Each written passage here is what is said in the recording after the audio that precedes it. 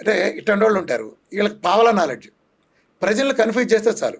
వీళ్ళ డ్యూటీ ఏంటంటే ఏదో పలికేసి, ఒక రాజకీయాల్లో ఉంటాయి కదా, బురదలేస్తూ ఉంటారు కూర్చొని, అరే నీ జాతకం అంతా నా చేతిలో అందరూ బయట పెడితే అయిపోతుంటాడు, అందులోనే తెలకెత్తుకెళ్ళాడు, పీకేదేం లేదు.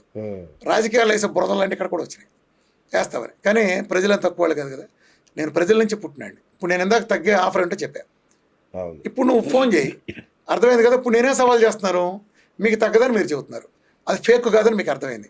నా సవాల్ ఏంటంటే 150 ఏళ్ళ మీ మోడర్న్ సైన్స్ చరిత్రలో వీఆర్కే అనే బేకా మోడీకి మ్యాచింగ్గా మీరు టెస్ట్ మొదలు పెట్టండి, నా జీవితం అడుగు కనిపించుకుని వెళ్ళిపోతాను.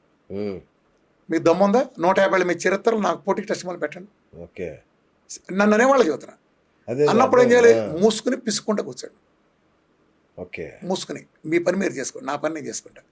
నన్ను గెలితే నేను ఊరినే గెలను. నేను అసలు మీకు తెలుసా తెలియదు, 5 ఏళ్ళ నుంచి నేను ఫుల్ బిజీగా ఉండి పబ్లిక్ రాలా, ఇన్ఫర్మేషన్ చెబుతున్నా. ఇవాళ వీఆర్కే కోసం చాలామంది వస్తారు, నా గాడిదలు చెబుతారు, ఒకడు 100 అంటాడు, 200 అంటాడు, 300 అంటాడు. ఏదైనా నన్ను చూడటానికి బాగా వస్తున్నారు కదా, బాగా రావాలంటే పబ్లిసిటీ కావాలి. నేను టీవీలో కనిపించి ఒక 4-5 ఏళ్ళు అయింది, అసలు రావట్లా. నన్ను అందరూ అడిగినా నేనా ఎటుంటాడు, నేను నా పేరు చెప్తే టీఆర్పీలు ఎలా ఉండేవి, బద్దలవుతూ ఉండే. హైయెస్ట్ టీఆర్పీలు ఎవడరా అంటే దిస్ వీఆర్కే. వీఆర్కే అంటే ఒక మీటింగ్ పెడితే 30,000-40,000 రావటం, ప్రపంచ చేత ఎవరు చేయనంత చేయటం, ప్రపంచం అంతా తిరగటం, ఎంత మీకు తెలుసు. పైగా నేను మాట్లాడిందా కాంట్రవర్సీ, దీని మీద అంత ఉంది. మరి ఎందుకు అట్లా అవతల సబ్జెక్ట్ లేదు. ఇప్పుడు నేను అడగటానికి, ఇప్పుడు మీడియాలో ఏమైందంటే, మీడియాలో అంత గొప్పవాళ్ళే కానీ నా సబ్జెక్ట్ మ్యాచ్ చేస్తే నన్ను అడగలిగే స్థాయి లేరు. దీన్ని వాళ్ళు ఏదో పబ్లిసిటీకి ఏదో 2 డాక్టర్లు వచ్చి పోట్లాడుకుంటూ అవుతుంది అనుకుంటున్నారు తప్ప లేదు. అలాంటప్పుడు దేనికి వదిలేశారు.